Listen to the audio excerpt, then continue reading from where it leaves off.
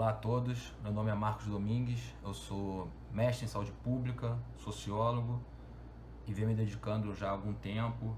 a estudar problemas urbanos em periferias das regiões metropolitanas do Brasil. E logicamente essa área que eu venho trabalhando está diretamente relacionada ao campo da saúde, não por conta apenas dos problemas nas grandes cidades, problemas sociais nas grandes cidades, mas porque o campo da saúde se tornou um campo de luta, um campo de reivindicações já há algum tempo, e é interessante sempre estar retomando o debate sobre movimentos sociais, vinculando a discussão de movimento social com saúde, e esse é o objetivo desse módulo que eu espero contribuir com o projeto do curso básico de voluntários para o Mohan. Então, dando seguimento, né, o módulo proposto aqui, ele é dividido em 4 itens, bem breves, que eu vou tratar de forma bem sucinta, mas que eu espero que seja proveitoso em termos de somar com a formação dos profissionais e a atuação daqueles voluntários que estão envolvidos com programas e projetos de saúde. Então vamos lá, o primeiro tema ele é uma primeira problematização sobre o que é movimento social, né? Ou seja, algumas questões centrais para pensar, inicialmente para pensar o tema. O segundo item, ele traz um breve histórico sobre movimentos sociais no Brasil e tendo como recorte temporal do período militar, né, até a atualidade. Um terceiro ponto, eu vou trazer algumas limitações de atuação dos movimentos sociais, como isso foi mudando ao longo do tempo, e também possibilidades que não só se abriram no passado, mas que ainda se abrem no presente, né? Possibilidades de atuação, de ação, de organização em formas de luta. E por fim, o quarto ponto, já faço uma ligação direta com o campo da saúde, e ao final dessa discussão tentar problematizar algumas questões e tentar fomentar, digamos assim, um pouco de crítica e tentar lançar botar uma pulga atrás da orelha dos profissionais de saúde quando estão lidando com problemas sociais e debates sobre movimentos sociais na cidade, principalmente, né? Bem, o primeiro ponto o que são os movimentos sociais, né? E aí, curioso é que já de cara a gente precisa ter uma série de ressalvas, porque as ciências sociais, por exemplo, sempre teve como esforço tentar classificar o que são movimentos sociais, né? Tentar teorizar sobre movimentos sociais, conceituar o que é movimento social. E aí, logicamente, todo o campo científico que tenta classificar fenômenos que são de ordem extremamente complexas e históricas, a tendência é sempre a gente inserir dentro dessa classificação conceitos específicos, tipologias específicas e, consequentemente, deixando de fora uma série de outras experiências, práticas cotidianas, lutas históricas, enfim. Então, um grande problema, uma primeira problematização para quem estuda movimentos sociais é compreender que os movimentos sociais ele representa, na verdade, um campo extremamente heterogêneo, diversificado, e que não vejo, sinceramente, que haja necessidade de classificar o que é movimento social. Eu acho que o caminho é mais de compreensão dos processos urbanos, dos processos sociais no campo, dos conflitos que existem a partir de relações extremamente contraditórias dentro do sistema político, dentro do sistema econômico, e, logicamente, todas as formas de reivindicação e de resistência que surgem quase que diariamente e ao longo do tempo nesses espaços de conflito e de embate. Então, movimentos sociais, dificilmente ele vai conseguir ser totalmente delimitado pela teoria seja pelas ciências sociais ou pelo campo da política pública, né? Então, acredito que essa é uma primeira ressalva que a gente debater em relação aos movimentos sociais, que ele, na verdade, é um campo quase que impossível de ser delimitado exclusivamente a partir de um conceito ou teoria específica. Agora, é lógico que a gente precisa também ter um esforço de sistematização desse universo extremamente heterogêneo, já que a gente está pensando, por exemplo, na área da saúde, em intervenção, em política pública, né? É um risco que a gente sempre corre de estar tentar conhecer um pouco mais, conceituar um pouco mais, teorizar a respeito, mas, por outro lado, é uma necessidade. E no campo da saúde, eu acho que o objetivo central de pensar movimento social na verdade, tentar conhecer um pouco a atuação de grupos populares, as formas de organização dos espaços urbanos ou rurais, identificar a relação entre essas formas de ação com problemas sociais, problemas de saúde, condições de vida da população. Eu acho que estudar movimentos sociais na área da saúde ajuda nesse sentido, direcionar um pouco o olhar do profissional de saúde, voltando, logicamente, com a ressalva de que trata-se de um universo extremamente heterogêneo, complexo, contraditório, conflituoso, e só que ele ajuda sempre a nos direcionar para uma série de problemas que fazem parte do nosso dia a dia e que a gente precisa estar atento a isso. E aí eu acho que no caso dos profissionais de saúde,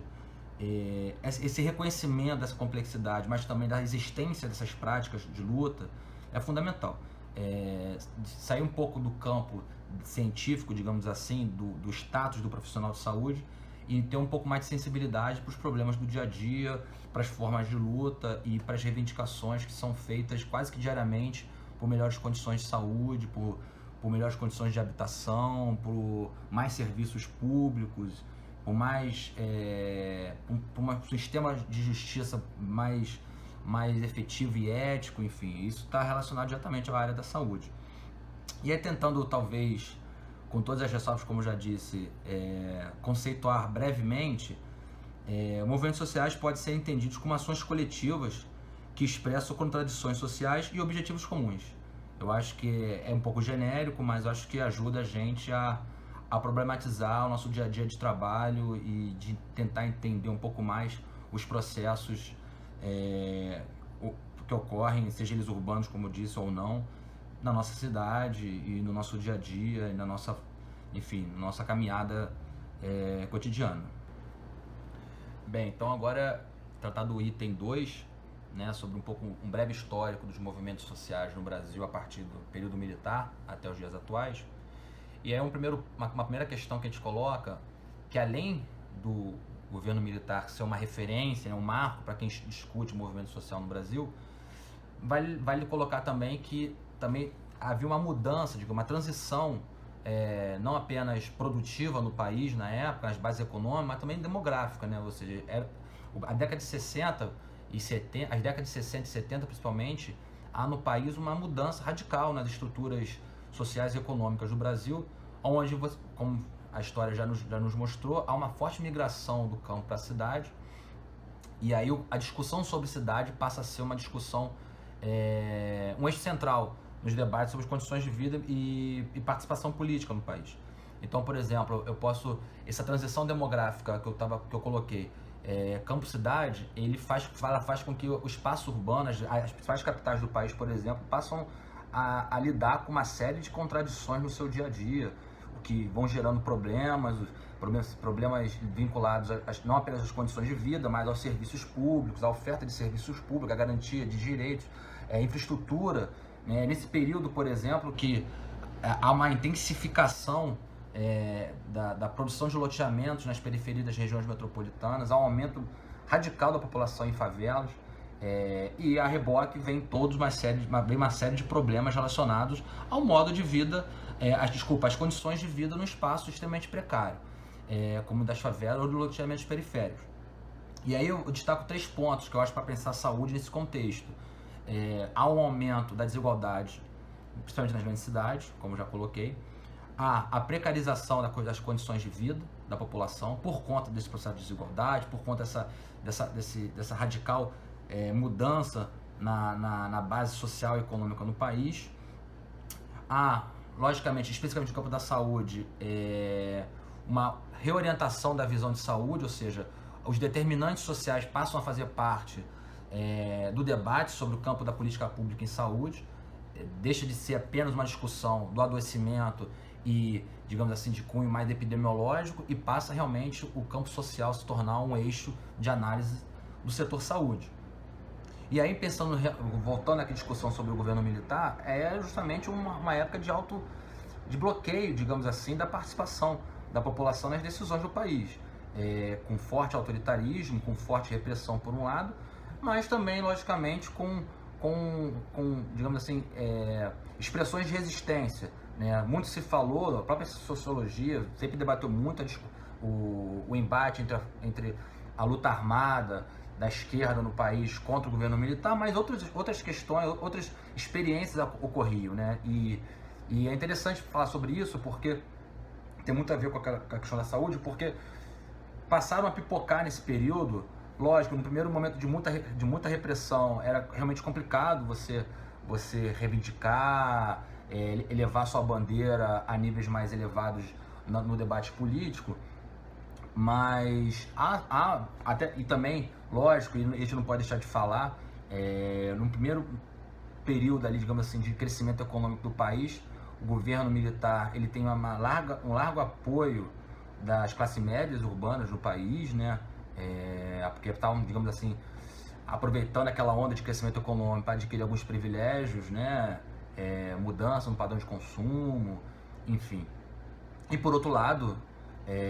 se por um lado havia um crescimento econômico, favorecendo talvez as classes médias e ricas do país, por outro lado havia um arroxo salarial muito forte da classe trabalhadora, né? Esse período, diferente do que muitos dizem, ele foi ruim para o trabalhador em termos de capacidade de renda e de consumo. Então, essas contradições meio silenciadas por conta da repressão e do governo militar, essas contradições estavam sendo, digamos assim, alimentadas dentro daquele contexto. E aí, lá para o final da década de 70, principalmente, é que começa a pipocar, digamos assim, ganhar um pouco mais de visibilidade, uma série de lutas, de pequenas lutas, pontuais às vezes, até lutas de bairro, associações de bairro que buscavam as prefeituras da cidade para reivindicar melhores condições de saúde, por exemplo, a luta pela moradia também é desse contexto, há uma participação importantíssima das comunidades eclesiásticas de base, vinculadas à igreja, digamos, pelaquela frente da teoria da libertação, que buscava um pouco mais de debate sobre a autonomia do sujeito, enfim. Isso tudo vai se estruturando nesse período. E quando há, digamos assim, um momento de crise econômica no país, no final do governo militar, logicamente aquela base de apoio do governo, que era muito fomentada pela classe média, vai se esfarecendo. E aí, aquelas reivindicações de base social, os próprios sindicatos conseguem ganhar um pouco mais de espaço, os partidos políticos que estavam na clandestinidade começam a botar um pouco mais, figuras políticas começam a surgir, enfim, lideranças de esquerda começam a aparecer, então vai de certa forma aglutinando todas essas pequenas forças e lutas que estavam ali um pouco silenciadas, vão sendo aglutinadas e talvez esse seja no final da década de 70, com o processo de redemocratização do país, exploda ali toda uma efervescência que estava sendo, de certa forma, segura, seja pelos índices econômicos favoráveis ao país, seja por conta da repressão política que ocorria no país. Mas esse talvez seja um período, um marco inicial para se pensar em movimentos sociais por conta desses elementos todos que eu coloquei. Pensando essa trajetória até os dias atuais, eu peço desculpa pelo salto que eu faço, mas eu acho interessante, para não perder muito tempo, mas também acho interessante fazer um pouco essa comparação. Hoje em dia, e aí eu faço uma pequena crítica ao campo das ciências sociais, da qual faço parte, hoje em dia, como eu falei, essa teoria que foi construída naquele período, a partir daquele período de efervescência da década de 60 e 70 principalmente, e com a redemocratização do país, aquela teoria, ela hoje não é suficiente para explicar um pouco do que está acontecendo no debate sobre movimentos sociais hoje. Hoje o país se tornou um país urbano, a gente sabe disso, não querendo desmerecer, pelo contrário, muito menos diminuir o problema no campo, que inclusive recentemente a gente tem visto uma série de radicalização do conflito no campo, mas a partir do momento que o Brasil se torna um país urbano, e a cidade logicamente se torna como espaço de busca por direitos. E com toda a mudança que ocorreu nas últimas décadas no país, hoje a discussão sobre movimentos sociais, especialmente nas áreas urbanas, ela se tornou, como eu falei já anteriormente, extremamente diversificada. Então, até mesmo para o campo da saúde, não é possível mais pensar o processo de saúde e doença, por exemplo, a partir apenas do fator epidemiológico, né? Quando a gente está falando, por exemplo, de tuberculose, dando um exemplo aqui bem grosseiro, a gente precisa falar da Rocinha, ou seja, áreas pobres dentro de centros dinâmicos, ou seja, a Rocinha ainda é uma área com alta incidência de tuberculose. Quando a gente está falando de hanseníase, por exemplo, A gente tem que falar das periferias das regiões metropolitanas do Brasil. Especificamente, num caso mais particular que eu conheço um pouco mais, eu posso falar, por exemplo, da Hanseníase de São Gonçalo, que é um município da região metropolitana do Brasil, que afeta as comunidades pobres dessa cidade. Agora estamos falando da expansão da febre amarela. Enfim, a área da saúde está tendo que lidar, para pensar o campo próprio, está tendo que lidar cada vez mais com o debate sobre cidade. Eu acho que isso talvez seja uma diferença em relação a períodos anteriores, quando se discutia movimento social. E aí, quando a gente está falando de cidade, está falando de pluralidade. E aí, pluralidade, você pode pensar em uma série de formas de expressões relacionadas ao campo da luta social. Hoje, por exemplo, não dá mais para a gente tratar o movimento sindical apenas pelo viés partidário ou sindical. Hoje você tem agora os coletivos, digamos assim, que envolvem temáticas muito específicas às vezes, mas que estão pipocando por aí. O grupo, né, a juventude, seja através do movimento feminista, seja por conta do movimento negro, dos jovens de favela, enfim. Você tem hoje uma diversidade muito grande que nos dificulta, como eu falei, a buscar classificações em relação a movimentos sociais. Agora, por outro lado, há uma riqueza muito grande de experiências, de usos tecnológicos, inclusive, né? Um celular hoje ele é capaz, digamos assim, de fomentar quase que uma insurgência nas cidades a partir de mobilizações quase a tempo real de participantes, né? de algum tipo de manifestação ou algo do gênero. Então, acho que atualmente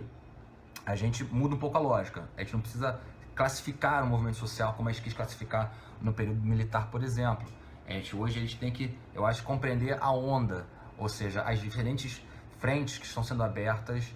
especificamente no espaço da cidade, seja por direito à própria cidade, ou seja pela garantia de respeito à diversidade que ocorre dentro dos espaços urbanos. Bem, o item 3, a gente vai tratar um pouco das limitações de ação por parte dos movimentos sociais e demais lutas, especialmente também no campo da saúde, e também novas possibilidades que se abriram, como eu disse, nos últimos anos, né? Uma primeira questão em relação às limitações, que contraditoriamente também representam um ganho, foi justamente a instituição dos conselhos e conferências de saúde, né? Ou seja, isso trouxe um ganho de escala da atuação do campo da saúde, dos movimentos sociais ligados à saúde, no ambiente político do país, né? Se discute hoje claramente política de saúde numa escala nacional e, por outro lado, também descentralizado numa escala municipal, local. Isso graças justamente a essa forma de organização institucional que o campo da saúde assumiu no país nos últimos anos. Agora, por outro lado, quando você cria, digamos assim, instâncias deliberativas de participação que são institucionalizadas e passam a ser base não apenas legal da política de saúde, você, por outro lado, você gera uma restrição, uma restrição a outras formas de participação. Então, por exemplo, se há um ganho reivindicatório, inclusive, que gera uma base legal, por exemplo, que foi digamos assim, um dos pilares da construção do SUS, por exemplo, e que gera autonomia, inclusive financeira, né? Ou seja, fundamental para o financiamento de política de saúde. Se isso demonstra uma vitória dessa institucionalização, por outro lado, há uma certa forma uma perda de autonomia das bases dos movimentos ligados ao campo da saúde. A autonomia porque você vai ter sempre lidar com a representatividade nesse sentido. Há uma perda de autonomia e, logicamente, há uma perda, digamos, da espontaneidade da luta. Não querendo diminuir, lógico que não, e muito menos querer entrar num processo de retrocesso, né, da crítica à resistência desses conselhos e fóruns institucionais, mas, por outro lado, a gente precisa sempre estar fazendo uma revisão desses processos, né? Então, logicamente, e não só na área da saúde, esses conselhos de política pública, a saúde talvez tenha sido uma vanguarda nesse campo, mas esses conselhos quase que praticamente, especialmente após na década de anos 2000, né, com o governo do Partido dos Trabalhadores, esses conselhos em diversas frentes foram criados, né, seja área ambiental, conselho de segurança, os conselhos ligados ao direito da criança e adolescente, enfim. Agora, a partir do momento que se cria uma institucionalização, você, como eu falei, a mesma forma como acontece, por exemplo, no debate sobre o conceitual que é movimento social. Quando você classifica, delimita o campo, você deixa de fora uma série de outras experiências e formas de expressão e luta, seja na área da saúde ou em outra área. Então é fundamental que essas políticas sejam sempre revistas, uma visão progressista, que fique claro, não revista no sentido de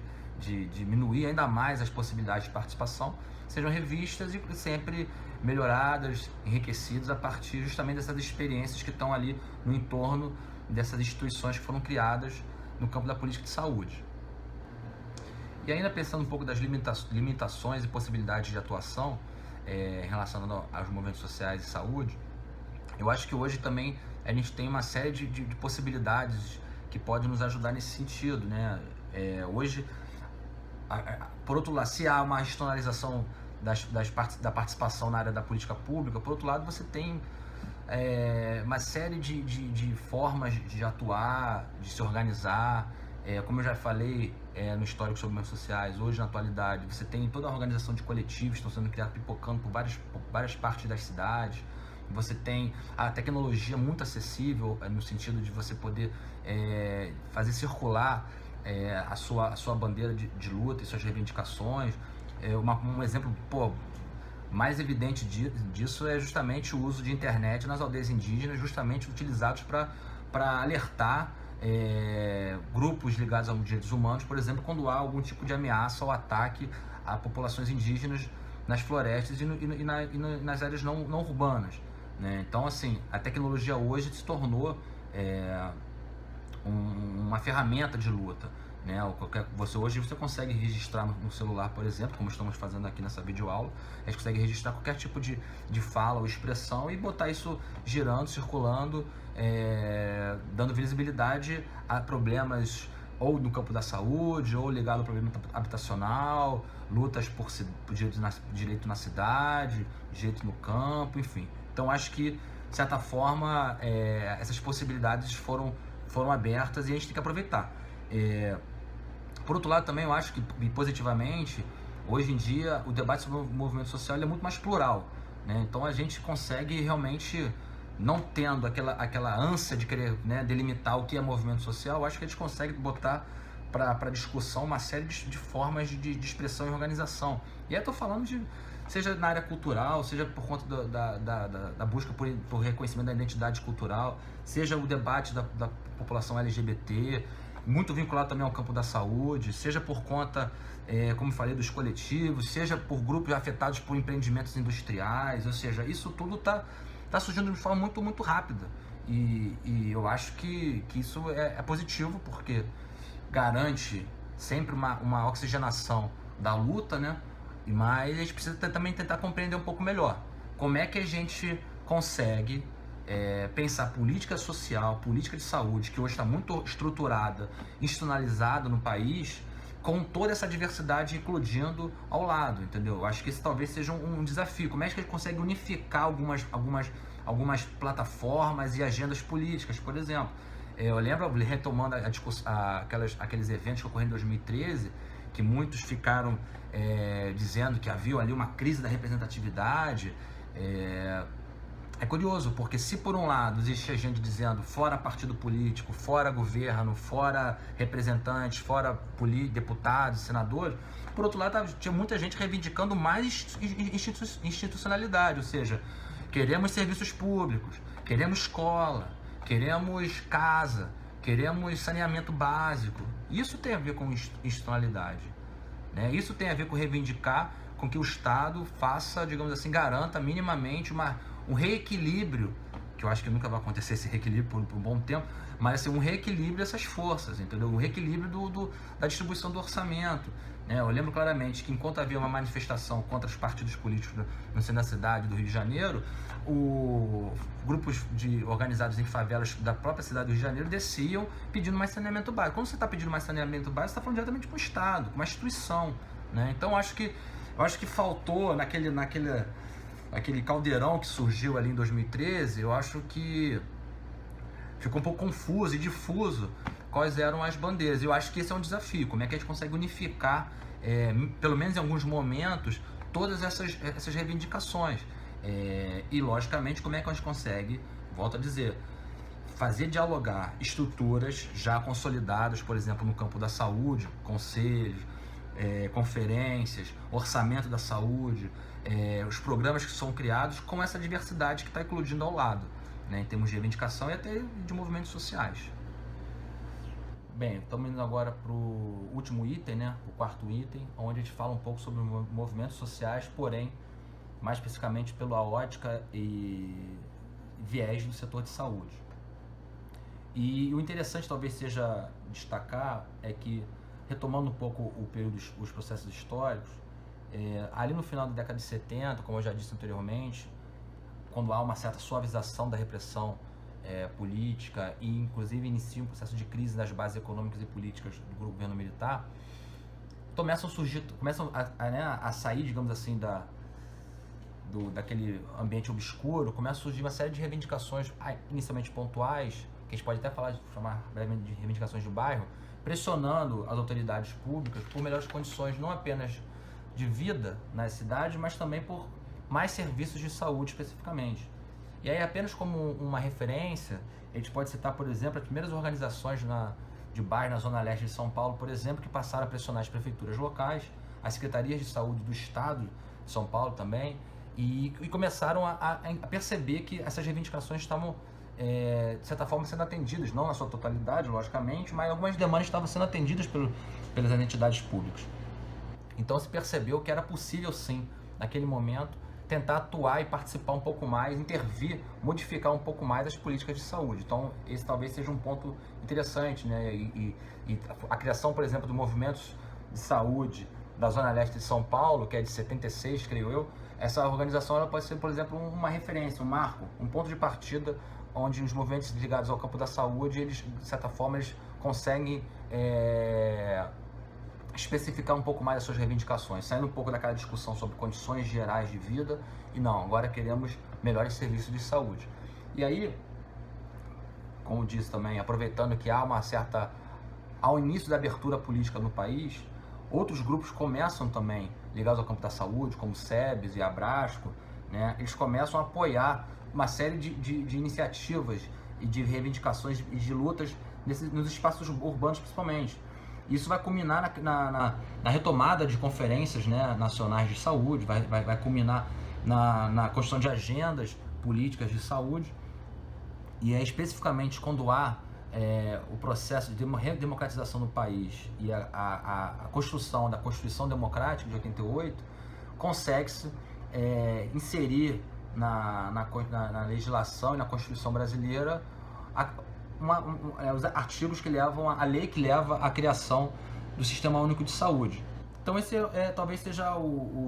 inicialmente pensar assim, alguns marcos que a gente pode traçar aí como referências para pensar movimentos sociais no campo da saúde. E aí, lógico, com a Constituição de 88, com a redemocratização do país, com a retomada das conferências, com a criação de uma agenda política que foi chamada de reforma sanitária, ainda ali no início dos anos 80, a gente pode dizer que dali para frente o debate sobre saúde ele ganha fôlego e inclusive ele torna-se institucionalizado com a criação do SUS de 91. Então, na primeira discussão de movimentos sociais no campo da saúde, a gente pode traçar pela pontuação desses marcos históricos. Agora, da mesma forma que eu já falei em relação a relação conflituosa, institucionalizar e diversidade das manifestações e experiências e lutas sociais, seja na área da saúde ou em outro campo, é lógico que também outras formas de participação na área da saúde foram criadas. E aí a gente pode falar dos movimentos, por exemplo, relacionados a doenças específicas, por exemplo. Foi fundamental a participação dos soros positivos no debate sobre o tratamento de AIDS no Brasil, ainda nos anos 70 e início dos anos 80. Então, essa organização de grupos que se sentiam, digamos assim, discriminados, um forte estigma em torno desses grupos, também foi uma linha de atuação dentro do campo da saúde. Podemos citar claramente a discussão sobre a hanseníase, por exemplo. O Mohan é uma referência nesse sentido. E é interessante porque estão lidando de doenças que são realmente fortemente estigmatizadas. E aí não apenas é complicado no campo da sociedade, mas também para o profissional de saúde lidar com essas dificuldades e com esses estigmas, também é um problema sério. E aí eu posso dar, por exemplo, um exemplo aqui. Eu lembro que uma vez eu fiz uma pesquisa em Jardim Catarina, inclusive foi minha pesquisa de mestrado, sobre práticas populares de saúde, e era um drama. Por exemplo, os agentes comunitários de saúde, enfermeiros e médicos, têm que lidar com certas questões dentro do contexto social e político do bairro, por exemplo. Então, no caso do hanseníase mesmo, pessoas, trabalhadores que tinham a doença, que sofriam, que precisavam passar por um tratamento mais orientado, muitas vezes não queriam que esse tratamento fosse primeiro iniciado, porque se fosse iniciado, logicamente, outras pessoas saberiam que ele era portador da doença. E eu lembro um caso específico que de um trabalhador que ele montava, né, estruturas metálicas para palcos, e ele estava até mesmo trabalhando nesse período, na época, na Praia de Copacabana, montando um palco. E o agente comunitário de saúde, por exemplo, ele estava numa encruzilhada, porque ele queria respeitar a decisão do paciente, né, no caso nem paciente era ainda, do morador, do vizinho, inclusive, desse agente comunitário. Ele queria respeitar a decisão dele de não falar sobre a doença. Mas, por outro lado, ele também estava ali no seu papel de profissional de saúde, preocupado não apenas com o morador, mas com a família dele e com a vizinhança, enfim. Então, é um exemplo claro do embate, dos conflitos que envolve lidar com problemas de saúde, especialmente aquelas questões ligadas à saúde que sofrem toda uma carga de estigma, preconceito na sociedade. E aí você tem que pensar no seu papel de profissional de saúde, ou seja, todos esses elementos também fazem parte do debate sobre movimentos sociais no campo da saúde e que, como eu disse também, em relação à pluralidade, diversidade, a heterogeneidade do campo social na atualidade, na área de saúde você tem que lidar com essas questões também, e com certeza isso é um elemento que tem que ser pauta de qualquer curso de formação de profissionais, seja de capacitação, seja da formação mesmo do profissional que atua no campo da saúde pública. Bem, finalizando, né, esse módulo, eu vou agora traçar pelo menos quatro questões, né, que podem ajudar a gente a refletir daqui para frente, digamos assim, sobre não apenas o debate sobre movimentos sociais, mas o campo da saúde pública de uma forma geral. E a gente viu, por exemplo, nessa discussão feita nos itens do presente módulo, a gente viu que compreender, discutir, debater sobre movimentos sociais é entender que há uma diversidade, uma heterogeneidade de manifestações, lutas, experiências de vida, práticas de enfrentamento, formas de reivindicação, formas de organização comunitária, formas de organização institucionais. Há um campo extremamente diversificado que ele deve ser compreendido, deve ser reconhecido e deve servir sempre de elemento para a formação de profissionais no campo da saúde. Ou seja, o mais importante, talvez, para quem tem o interesse em debater movimentos sociais, é justamente que essa discussão ela auxilia a gente a direcionar o nosso olhar para os problemas de saúde, né? Para as contradições que existem no espaço da cidade, no espaço urbano, para os problemas do campo. Então, talvez essa seja a grande contribuição do debate sobre movimentos sociais na área de saúde. E também entender que com esse direcionamento para os problemas de saúde, é entender que esses problemas são de diferentes ordens e escalas, né? Seja escala espacial territorial, ou seja em níveis de complexidade. Ou seja, acabei de falar sobre o caso de um trabalhador de um bairro na periferia do Rio de Janeiro, de município de São Gonçalo, que estava num dilema entre se tratar, no caso em relação à hanseníase, assumir um tratamento de enfrentamento da doença, ou manter isso em sigilo de forma que o receio que ele tinha, não apenas do estigma dos seus vizinhos e parentes, mas também em relação a perder o emprego, né, ou seja, não poder trabalhar, enfim. Então,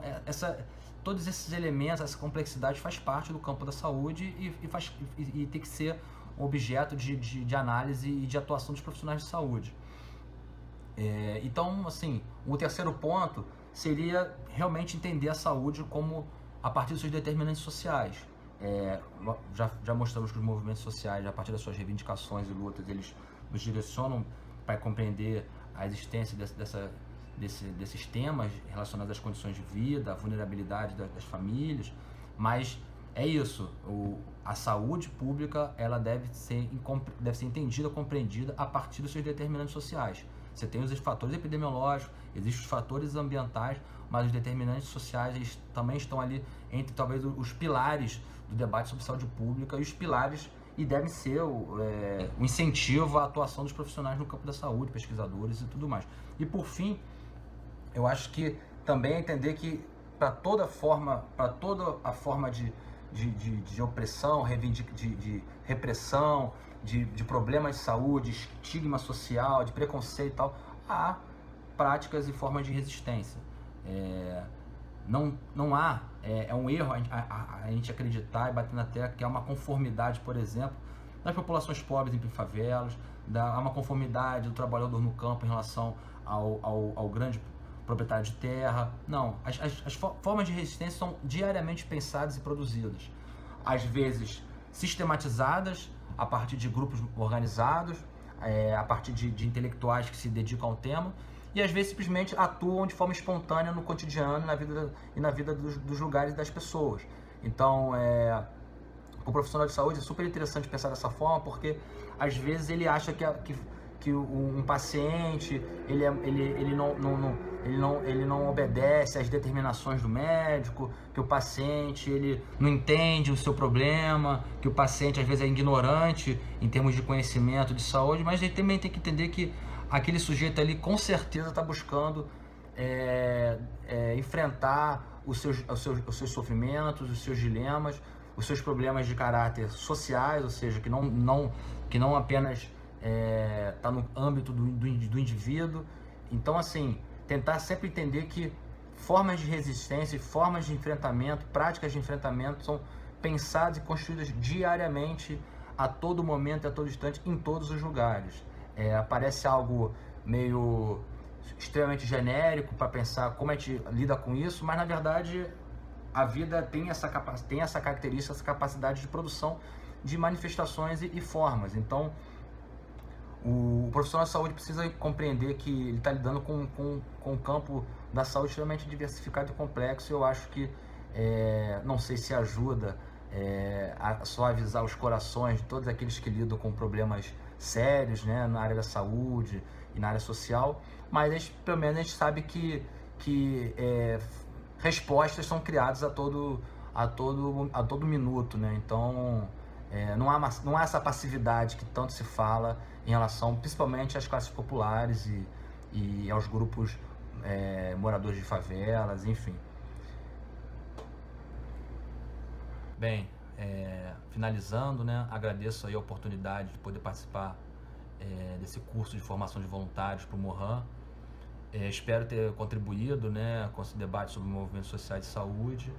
e também coloco que todo o material utilizado para a organização dessa videoaula vai ser disponibilizado, vai junto com esse material de vídeo, né, tem um material, uma apresentação que eu faço, que pode ajudar também que tem, digamos assim, mais detalhes e exemplos, né, de movimentos sociais, de eventos históricos, enfim. Há também um caderno chamado Movimentos Sociais de Saúde, que eu ajudei a produzir uma pesquisa sobre movimentos sociais e práticas populares na região metropolitana do Rio de Janeiro. Uma pesquisa foi feita dentro da Fundação Oswaldo Cruz, foi construído e pensado um caderno sobre o tema e também vai ser disponibilizado. E demais, eu agradeço novamente a essa oportunidade e torço para que tudo que seja um sucesso, o trabalho, o curso seja um sucesso, e espero que ajude a gente poder pensar a saúde sempre com mais justiça, ética e respeito às diversidades, né? Eu acho que esse é o papel de quem lida no campo e quem atua no campo. Foi um prazer.